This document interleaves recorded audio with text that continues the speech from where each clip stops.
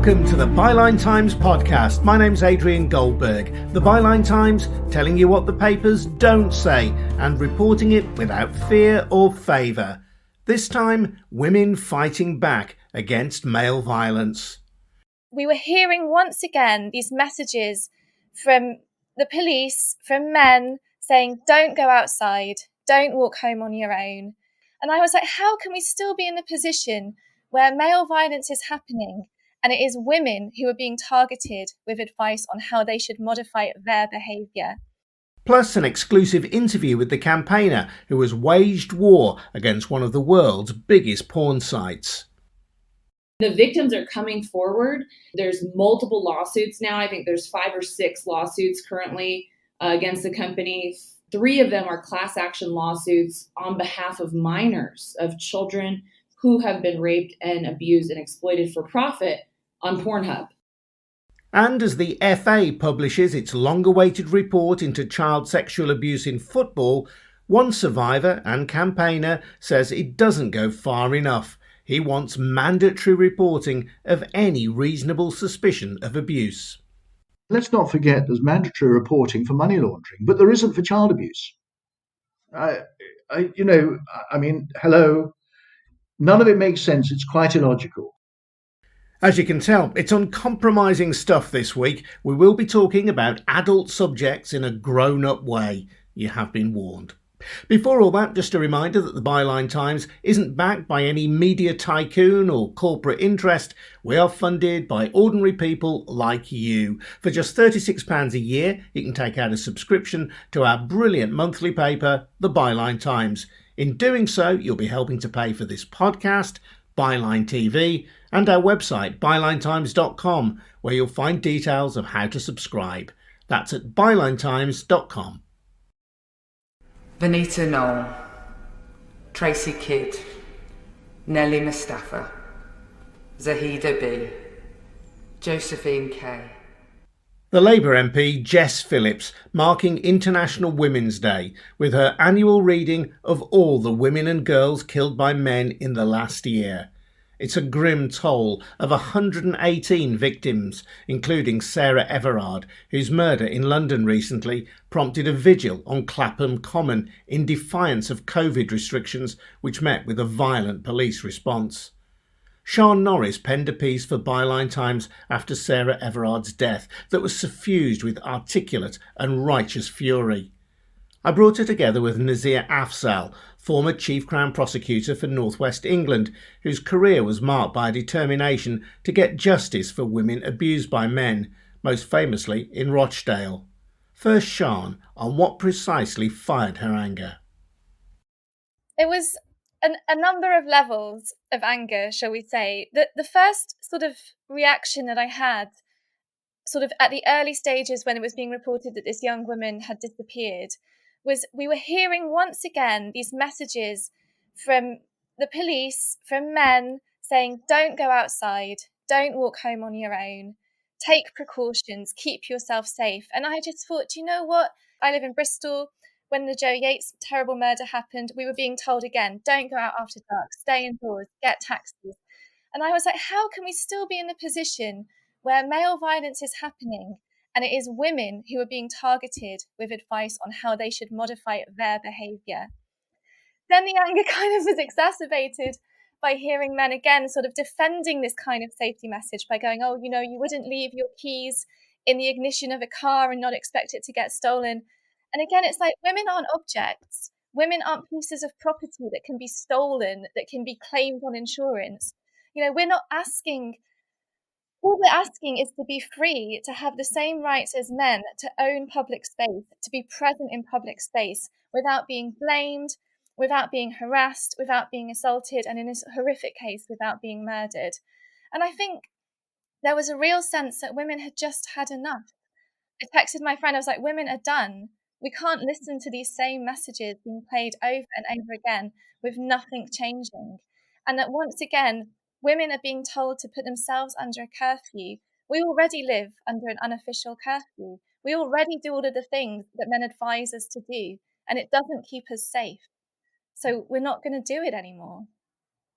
And you said to me just before we started recording that this is a moment that could become a movement.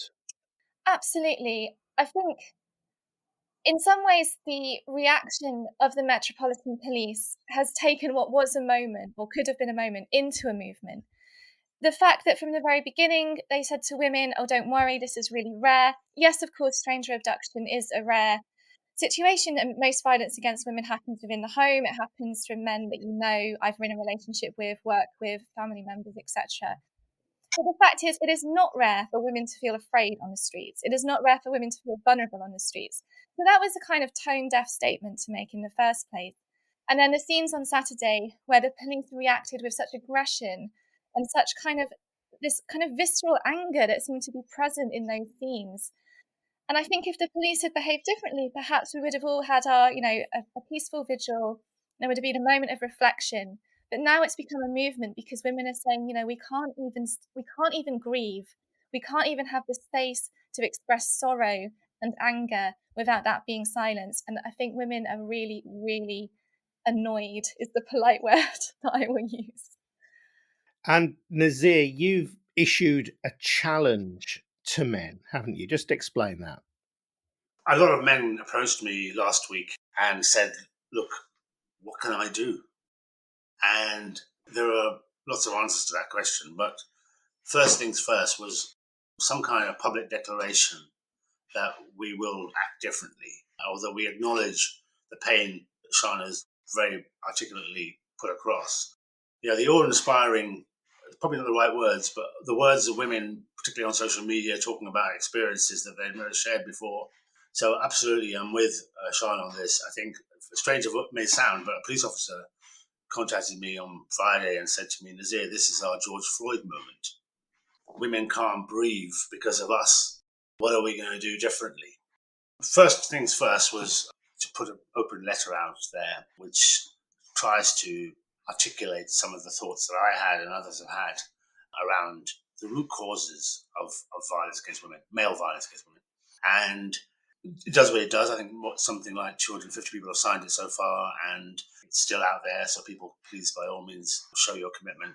But it's just it's symbolic. It's no more than that. The real work has to happen inside, and also within your communities and within your families and within your workplace or wherever else. At the same time, there's a bit of pessimism in me, thinking something terrible will happen tomorrow and we'll forget about this. Some child will die or something, and we are very fickle as a nation, moving from crisis to crisis and not necessarily dealing with the one that we've already got. I regularly say, Adrian, this pandemic of male violence against women will outlive the pandemic we're going through. It's been in existence since the Garden of Eden. If you believe in religion, the idea of misogyny and women being inferior, started thousands of years ago and will potentially continue for thousands of years unless we take advantage of what needs to be done now and have a real soul search. And that's not what's happening at national level. The Prime Minister announced that there'll be more street lighting. Hooray! Victims can now see their perpetrator better. There'll be undercover officers in bars. Well, as Sian quite rightly pointed out, the most dangerous place for a woman is her own home. So what? You're going to put undercover officers in every bedroom? This is just tokenism, headline grabbing, when in fact the harder work requires greater investment, greater awareness raising, much more of a strategy here. A piece of paper. How many strategies have I read? How many strategies have you read?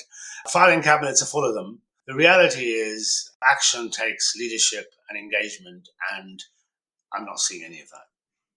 Absolutely. I think we also need to look at what has gone wrong in the last 10 years. We're seeing a situation where rape prosecutions are at an all-time low, where women have a 1 in 70 chance of seeing their attacker prosecuted or convicted. These are devastating numbers, and they've happened as a result of cuts, as a result of policy changes. We've seen the kind of closures of the refuges across the country. We need to have more than a police officer turning up in a bar. And I think, even if you just think that through for a second, how do you know that the guy staring at you is a police officer or a creepy guy? And we have these terrible, terrible scandals of undercover police officers And the spy cop scandal, the fact that police officers have used undercover status to harm women, there needs to be a huge amount of rebuilding of trust before you even get to the idea of like, well, we'll just put more cops staring at women in bars. Like, we need to get to the root causes of male violence against women. And that means we need to confront issues around misogyny, around power, and around inequality. Because just turning on more streetlights, yes, that's comforting. It might make you feel safer in the moment. But again, it's reaction rather than proaction. It's not tackling causes. It's just sort of modifying symptoms. I'm sure somebody says to the Prime Minister, we need more proactive policing. And they don't act differently. To make a difference, you've got to act differently. Their idea of proactive policing is visible policing, more police on the streets, blah, blah, blah. And so that's the reaction here. When actually proactive policing is a better understanding of risk. You know, one of the reasons I left prosecuting 6 years ago now was that every prosecution is a failure because somebody's been harmed by the time it gets to the prosecutor. It's the preventative work that is more important, as important.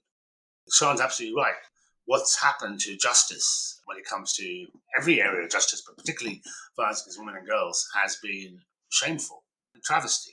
You know, when I left in 2015, this is not a comment on my performance, the teams and the people around that time, we had the highest conviction rate of violence against women and girls in our history. It's not saying much, but it was in our history. And we have gone so far backwards to the point where the figures speak for themselves. And you have people now saying openly rape has been decriminalised because you've got a 99 out of 100% chance of not being convicted. And so what kind of message does that send to potential perpetrators? Justice itself is in crisis. There's no point, for example, increasing the sentences for something. If nobody's going to be arrested, charged, convicted, that's the end game. If you're not doing the first stages, well, it's absolutely pointless. That's where the government goes. The government goes to better sentencing powers. And one of the things with numbers is that we talk often about the 21,000 police officers, fewer police officers, etc., etc. People forget that's 500,000 years of experience. You cannot replace that with 21,000 officers out of police academy. It'll take years before they get to the level of expertise that we've lost. And the other area, which undoubtedly Sian pointed to, was the NGOs working in this field. They have been starved of funding at a time when, here's the good news, more people did come forward to report their concerns. Some of the messaging, some of the good work we did has led to more people coming forward. But now we're damaging them because we're not able to process cases fast enough or at all. And the NGOs who provide the support for victims, the sexual violence advisors, the domestic abuse advisors, they have been starved to the point where they are, I'm a patron of 9 of them, and they can't cope.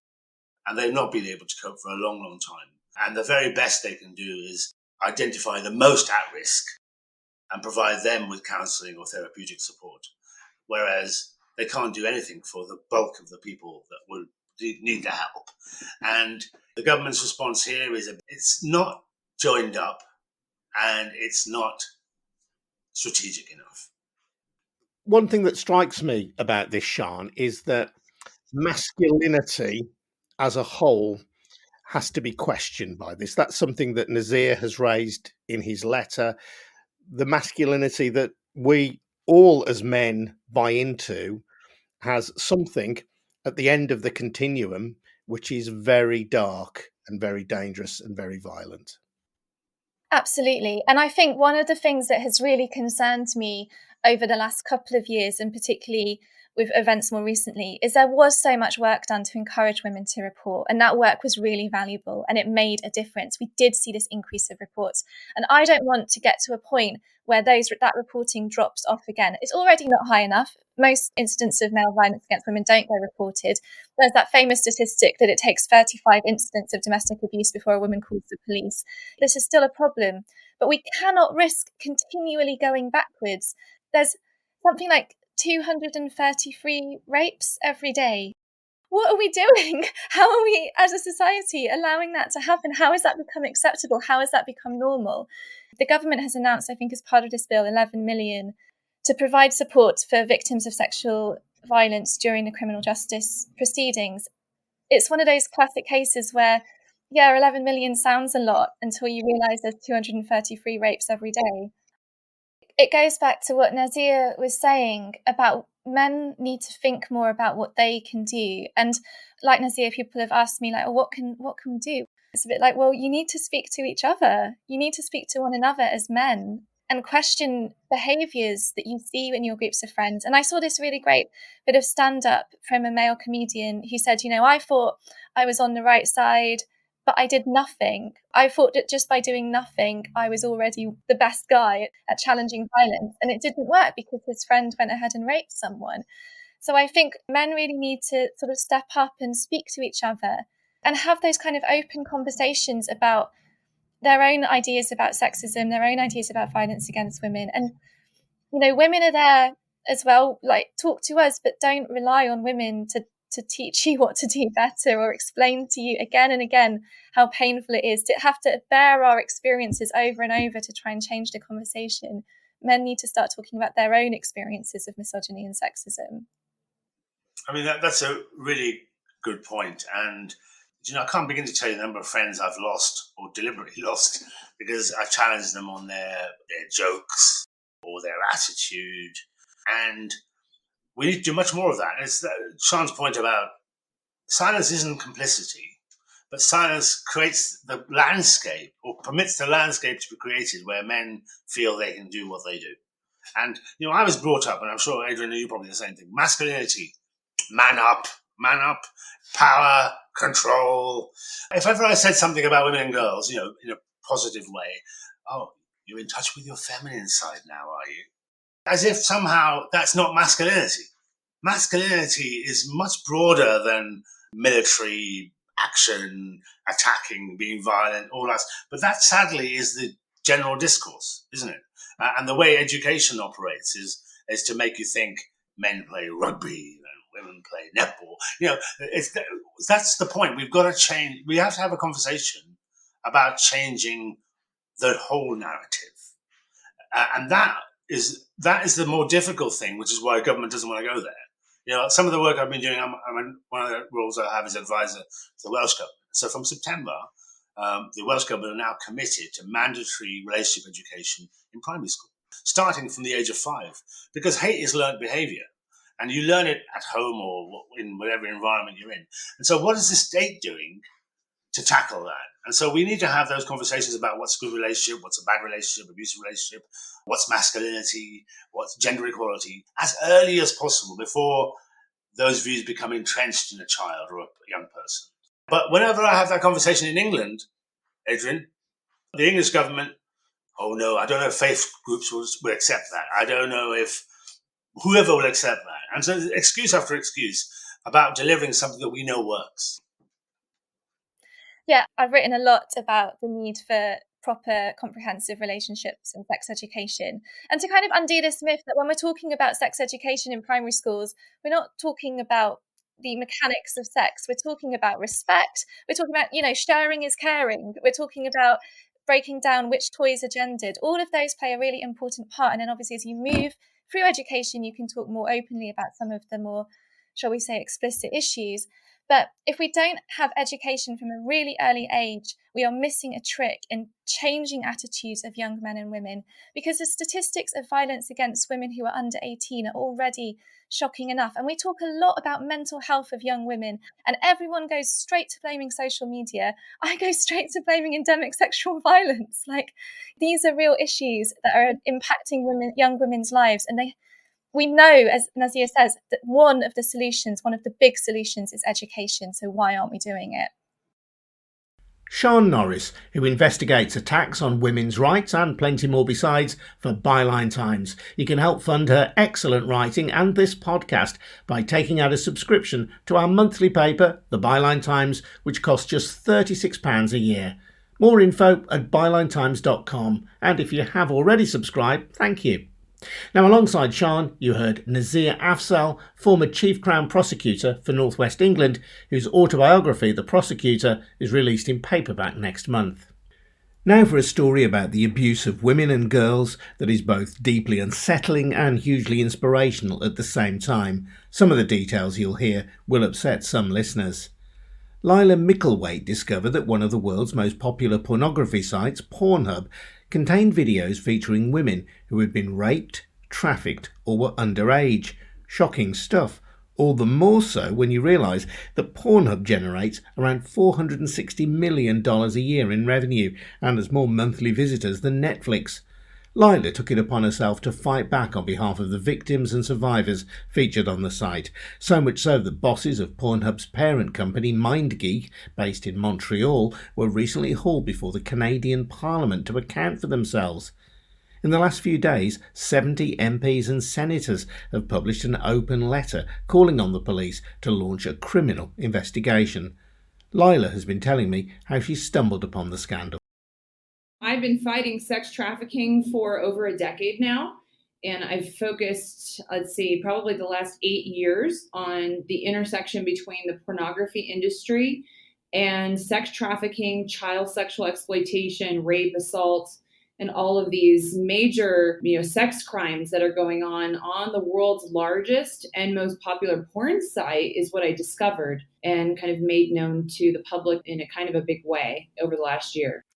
And when did you first realise there was a particular problem with Pornhub? Sure, it was a bit over a year ago when I started to really connect the dots. I had heard about several different cases of children who were being raped and assaulted on Pornhub for profit. For example, there was a 15-year-old girl from Florida who was raped and abused in 58 videos. And she was a trafficking victim, and actually she was missing for a year. And her mother was tipped off that her daughter was actually on Pornhub. And then she was able to connect with the police. The police were able to use surveillance footage to find the trafficker, recognizing his face from these videos. And there were several instances like that were reported in the media. And what I discovered was I did a test upload to the site of test content, and I discovered what many, many people around the world would already know, that it only took an email address to upload content onto the world's largest porn site. No age verification, no consent verification. And that's why the site became infested with videos of real rape, trafficking, assault, and non-consensual content. And how do the people uploading this content make money from Pornhub? Well, some people who are uploading content can make money from Pornhub. The 15-year-old I just mentioned, she was part of a monetized program on Pornhub called Model Hub. And her trafficker was, earning funds from those videos. There's another victim who was part of a recent class action lawsuit against the company who was a 16-year-old. And she was, again, used in monetized videos where her trafficker was actually directly making money off the videos. But in most cases, the real trafficker, the mega trafficker, the one that's making the money off these videos is the company MindGeek, who owns Pornhub. They're making hundreds of millions of dollars every year off of these videos. They're highly monetized. Even though they're offered to the public for free, they're monetized with ads, with premium memberships, monetizing user data of everybody who visits the site. And they have 42 billion visits to the site per year. That's before December. Their viewership and their consumership has plummeted in recent months because in December, they actually deleted 80% of the entire website, 10 million videos they had to remove because they couldn't verify that these were not rape victims or children who were being abused on the site, and they had to basically scrub the crime scene in recent months. So these instances that you talk about of child abuse, of sex with minors, of human trafficking, of non-consensual sexual activity, these were not just one-offs that somehow slipped through the net. Absolutely not. The site, like I said, is infested with these videos, and they're mostly teens. And so one of the problems of why this went on for over a decade, really hidden in plain sight, because the videos were all mixed together with a genre called, teen pornography that depicts children. So it depicts underage teens where girls in the videos are wearing knee socks and they're holding teddy bears and they have braces and they have pigtails and they look like underage teens. And many of them are actually studio produced and they're over 18. But many of them were actually underage teens. It would be one thing for a user to be watching this and see a toddler, which has been on the site. The Sunday Times actually did an investigation in 2019, and they found children as young as 3 on Pornhub. But most of the victims of underage content on the site are young teens. And from a user perspective, it's really, I think that it's a form of consumer fraud, because these users are going onto the site imagining that this is quote unquote, fantasy or, somehow legal material that they're watching because they trust the brand, when the truth is that they have done no verification checks to ensure that these are not underage teens. And what we found was in many cases they are. And the victims are coming forward. There's multiple lawsuits now. I think there's 5 or 6 lawsuits currently against the company. 3 of them are class action lawsuits on behalf of minors, of children who have been raped and abused and exploited for profit on Pornhub. When you raised these concerns initially, how did Pornhub react? Well, at first they ignored it. They thought that this was just going to go away. And then they realized it wasn't going away, because what happened was I launched a petition in February of last year after I had written an op-ed exposing this issue. And people called on me to start a petition, and the petition instantly went viral. It got hundreds of thousands of views within the first week, 2 weeks. Now it has over 2 million views from 192 countries. We have 300 organizations who have endorsed this campaign. Some of those who have signed this petition, hundreds of those in the porn industry itself have signed this. Hundreds of survivors of sexual abuse have signed this petition and endorsed this campaign to shut down Pornhub and to hold its executives accountable.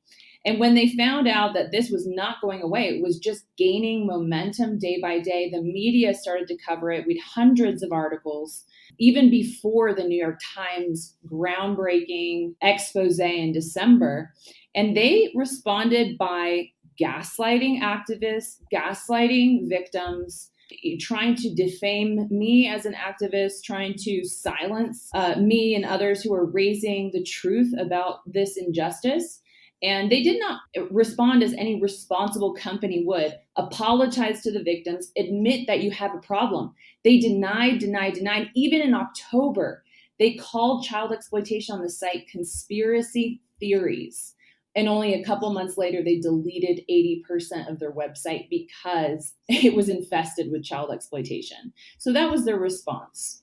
And the New York Times article that you refer to was written by a highly respected journalist called Nicholas Kristof. And he identified search terms which quite quickly led people to scenes of minors, underage people having sex, sometimes non-consensual sex, or led people to seeing victims of torture and rape and other degradation. Sure. I mean, listen, what I say is Pornhub is not a porn site. It's a crime scene. I say that often because it's true. Nicholas Kristof is a 2-time Pulitzer Prize winning journalist, and he's been reporting on the issue of sex trafficking for a long time. And he underwent a months-long investigation of the site. He spoke to, I think, dozens of victims. Many of them were quoted in his article who had been exploited on the site as minors, as children. And he, like you said, he exposed the fact that Pornhub not only allows these search terms, had allowed search terms like crying teen, abused teen, exploited teen, very young, those kinds of things, 13-year-old, for example, on the site, but promotes terms to viewers who, through their algorithms, through the way that they've actually designed the site, they've designed it in such a way that it's set up for exploitation, and not only set up for exploitation, but the monetization of that exploitation. I think what's important for everyone to understand is that anytime anyone under the age of 18 is used in a commercial sex act, according to international law, according to domestic laws, they are a victim of sex trafficking. So every single minor that has been exploited on Pornhub is a victim of sex trafficking, and we have to treat it with such seriousness as this is a real sex trafficking crime scene. Pornhub, or its parent company, MindGeek, has offices all around the world, but its largest office is in Canada, in Montreal, where I think it has 1,200 employees, and that's led to an investigation now by the Canadian Parliament. Well, I'll explain to you kind of the trajectory of what's happened recently. So in December, there was that explosive piece by Nicholas Kristof that raised awareness globally. I mean, there was about over 4,000 follow-on articles around the world. Visa, MasterCard, and Discover all cut ties with Pornhub because they investigated the claims. They confirmed the claims that there was criminal content being monetized on the site. They stopped allowing payments to be processed using their cards. Pornhub deleted 10 million videos, 80% of the website. And then because it's based in Canada, as you said, Justin Trudeau, the prime minister, was forced to respond within 24 hours of Nicholas Kristof's piece being published. Members of parliament began speaking in parliament about Pornhub on a daily basis for a couple weeks after, and an investigation was launched into the company. They were subpoenaed, they were called to be questioned by Parliament, by this Parliamentary Ethics Committee. For the first time, Pornhub executives were forced to face the public. So until this time, for the last decade, they had been hiding in the shadows. They used fake names. They used fake profiles in the media and on social media and those kinds of things. They were finally forced to testify, to be questioned as criminals, is how they were treated in this. And what was discovered was that they have actually broke Canadian law with regard to child pornography and child sexual abuse material on multiple levels. One of the most obvious is that they actually had reported 0 instances of child sexual abuse material that they knew about for the last decade, from 2008 all the way to late 2020 after the New York Times. Because in Canada, there is a law of mandatory reporting. So if you have good reason to suspect that a child has been abused, it is your legal obligation to report that. But there were instances where Pornhub was made aware that there were suspicions of sex with a minor. They may have, in some cases, taken that video down, but they failed in their duty to mandatory report. Absolutely. In cases where it was confirmed that it was a child, over the last 10 years, they've reported nothing. They've attempted to hide and conceal the crimes that were going on their website in order to keep up an image, to keep up the money. 70 parliamentarians yesterday actually called on the Royal Canadian Mounted Police to launch a full criminal investigation into Pornhub and MindGeek. And that actually echoed a call by 525 NGOs from 65 countries and 104 survivors. So the pressure is on, and it looks like what might happen in the near future is we will see an indictment, we will see a criminal prosecution of this company and executives. Laila Mickelwait, and you can find out more about her campaign at lailamickelwait.com or her Twitter feed at Laila Mickelwait, which has a link to her petition to stop Pornhub. So what has been the company's response? Well, they told the Byline Times podcast that they have implemented a safety and security protocol that is far more stringent than not just adult content platforms, but all tech and social media platforms. And they say that any insinuation otherwise is untrue. In April 2020, they say they asked a leading US law firm to conduct an ongoing independent review to build a best-in-class content compliance program. And from the start of last month, they introduced what they call a series of industry-leading safety and security policies that will set the industry standard. They say these comprehensive measures for verification, moderation and detection will ensure Pornhub is the safest platform online and at the forefront of combating and eradicating illegal content. The safety and security policies have been adopted across all of the sites run by Pornhub's parent company, MindGeek.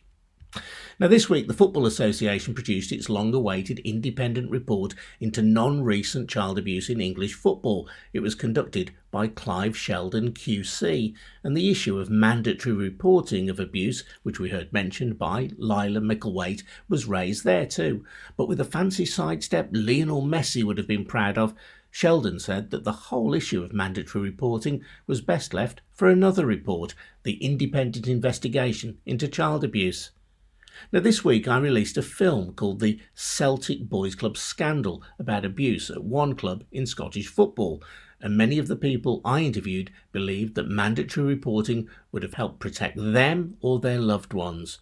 You can watch the film free on YouTube, but here's a snippet. Michelle Gray talking about her brother Andrew, who was abused in the 80s by one of his coaches at Celtic Boys Club, Jim Torbett, who is now in jail. It took Andrew 30 years to disclose his abuse, and as you'll hear, the psychological scars ran deep. Alongside Michelle, the other voice you'll hear is Andrew's mum, Helen. He struggled really with day-to-day life. He couldn't really hold down a job properly. No. He'd have relationships, they'd break up. And he suffered terribly with his mental health. I mean, depression was... Oh, really bad. He obviously had his addiction problems with some drugs. And he had a gambling addiction as well.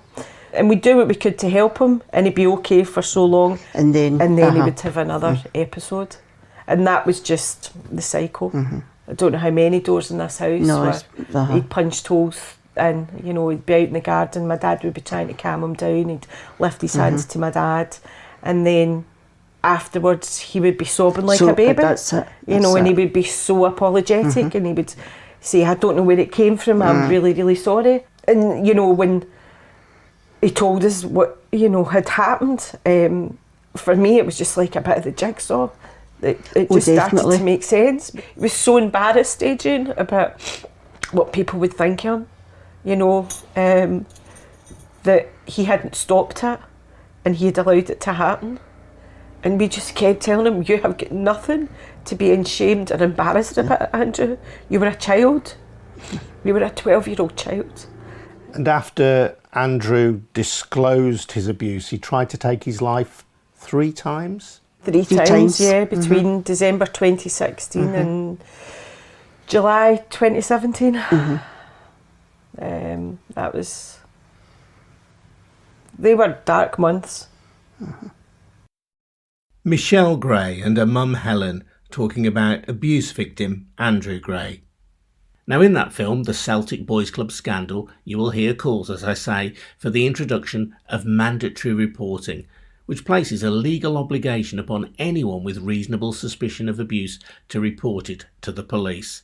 It's an idea which is on the statute books in many parts of the world, but not the UK. And, as I said, when the FA published a report this week into non-recent abuse, they rather dodged the issue. Tom Perry is a survivor of child abuse and runs Mandate Now, which campaigns for mandatory reporting. What was his reaction to the Sheldon report for the FA? Well, I switched straight to the recommendations, and in a concise response to that, I would say limp, period. If you look at the first 5 recommendations, they're all training. Training for everybody. Training from top, training to bottom.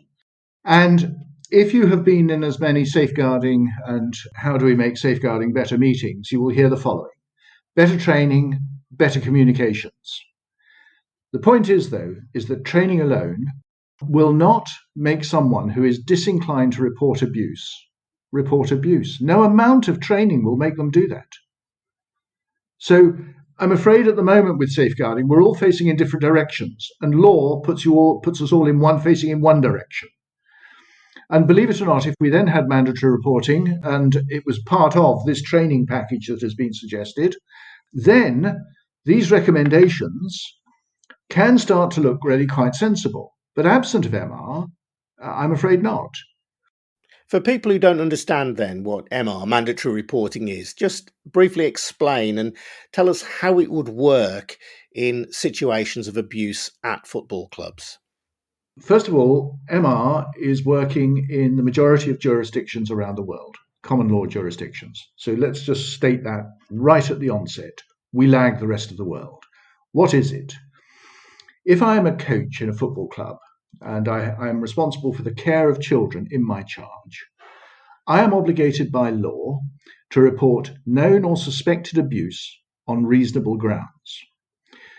So if I do have a suspicion that a child is being abused either within the setting or, most importantly, outside the setting, that comes to my attention, I am obligated by law to report. And in so doing, I am protected. I am given the protection of law, because at the moment, if someone reports that abuse and does the most courageous thing of doing so, I know we all think it's right and that's what should happen, but it's, I'm afraid, should is not enforceable. That's the problem. Okay? And if you make a report and that report is not then made out in law, you are open to be sued for defamation. So good luck. I mean, I really cannot understand regulated activities that say, oh, no, we don't want it. Why not? It gives you protection. And that's the point. It works well. It's very effective. And actually, strangely, although the government doesn't think so, because, I don't know, it's looking at the wrong end, it's looking at the paper and the documents all upside down, I think. Actually, it's good for government as well, because actually you get a better quality referral, because the referrals are coming from trained people, not just members of the public. The Sheldon Review said that it wasn't really within its remit to discuss mandatory reporting because it would be applicable not just to football but across society as a whole, and it deferred to the independent inquiry into child sexual abuse instead. There's nothing stopping Sheldon expressing an opinion. My God, he's done enough of it in the rest of the report. But he can't do it on this subject. It's bewildering. Why do you think he went so shy at that point? I do wonder. I'm sorry, I'm deeply cynical. He can say, look, I've looked at the evidence. This would seem a good way to go. But of course, we have to await the outcome of the independent inquiry into child sexual abuse. He could have done that. Instead of that, he's just fence-sat. And that's very disappointing indeed, and actually wimpish. I don't know why he's done that. So yes, he's now deferred to ICSA. It's inconceivable that ICSA will not recommend the introduction of MR. My goodness me. They can't lean against the door of not letting the evidence in any longer, because the evidence has knocked the door down and, they're swimming around in it everywhere. So if they now say, well, no, we don't want mandatory reporting, because guess what? Better training and better communication will win the day. Well, that would just be utter folly, and it would fail everybody. When mandatory reporting was introduced in Australia in the mid-1980s, it had a significant impact on the reporting of abuse. Just unpack what you've discovered. In Australia, in New South Wales, in 1987, it was extended to teaching. And what happened was there was some data from pre and post the introduction of MR. More than double the number of children, literally overnight, more than double the number of children were referred. The substantiation percentage remained within 1 percentage point. Okay, so substantially within tolerance of what you would expect. So this assertion of government, this wild assertion of government that cannot be stood up, let me tell you, with any data, that, this will all be false allegations and it'll stop children who are deserving from being, attended to by social services. This is a matter of imagination. It's a fairy story. What happens is it protects more than double the number of children, and it does so in very quick order. It also prompts early intervention, early reporting. What you then find is that early intervention stops a child being abused. Therefore, you cannot substantiate abuse that hasn't been perpetrated, but where the child is at risk. The irony is that those children that are referred under mandatory reporting, this is what has been found in New South Wales and other jurisdictions. What happens is that those children who are referred are placed into safety that much quicker. The children that aren't substantiated children, they tend to receive more services from social services and ancillary services to do with their mental health welfare than children who are referred for sexual abuse. So there is a benefit all round. And actually what this does is, and this is where the short-termism of government comes in, what happens is that those children are treated young and looked after young, protected young, and the problems that can occur later in life as a result of long-term abuse, non-recent abuse, are avoided, which has an enormous cost saving on healthcare. In the case of New South Wales, you say that the substantiation rate did not significantly change. So the number of cases that had actually happened relative to the number of reports stayed pretty constant. But the actual number of cases of abuse did rise. Substantially. So in other words, what you have is you have an increase in the numbers, so from 1 to 3, because it was almost a tripling, okay? The substantiation remained the same at, 71, I think, percent it was, something like that, substantiations. Therefore, you're placing many more children into safety and stopping that abuse. Government here, you say this to government here, you provide the numbers, and the government sort of says no, not on the grounds of evidence, because the evidence shows that MR works.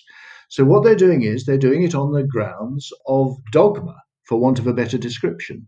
And as a result, they're leaving children who could otherwise be protected to an unknown fate. Let's not forget there's mandatory reporting for money laundering, but there isn't for child abuse. Hello. None of it makes sense. It's quite illogical. There is an irrational fear at government, without any question. Tom Perry from Mandate Now. I'm Adrian Goldberg, and you've been listening to the Byline Times podcast. Don't forget to subscribe to our brilliant monthly paper, the Byline Times. You get more details at our website, bylinetimes.com. That's bylinetimes.com. Thanks for listening. See you next week.